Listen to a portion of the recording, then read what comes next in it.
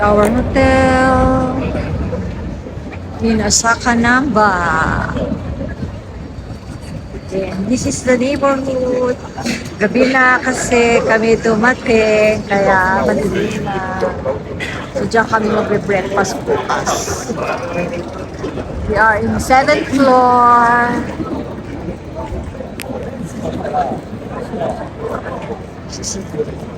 So we will start roaming around. See you later.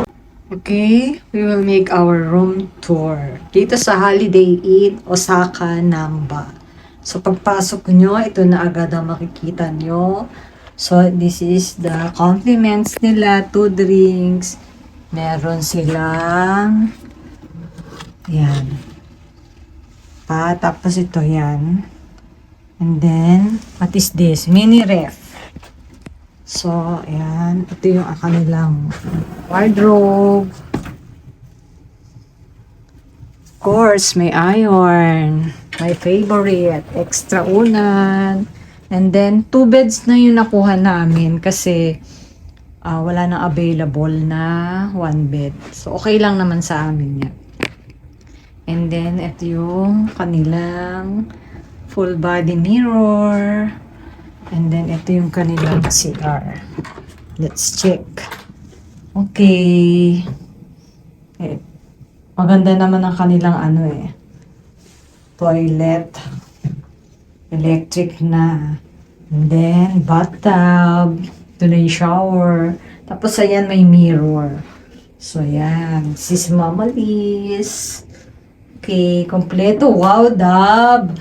Ang gamit nila is Dove. Hand wash. May blower din sila.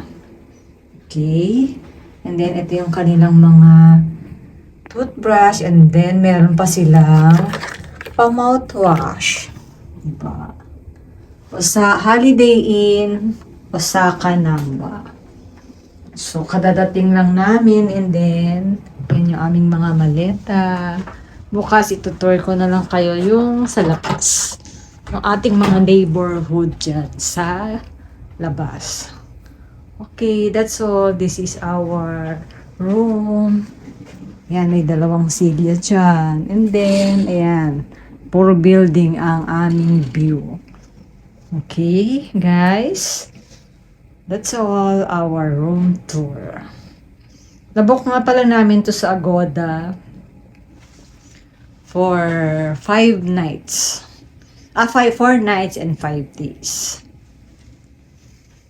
Check nyo na lang sa Agoda kung magkano yung price nila. That's all. This is our room, room 708. And then paglabas mo, ayan, agad ang escalator. So, going down tayo. This is the lobby. Meron silang money exchange.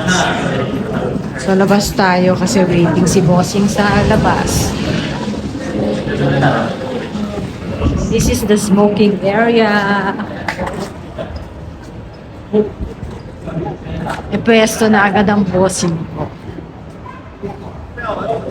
And this is the neighborhood. So, dito yung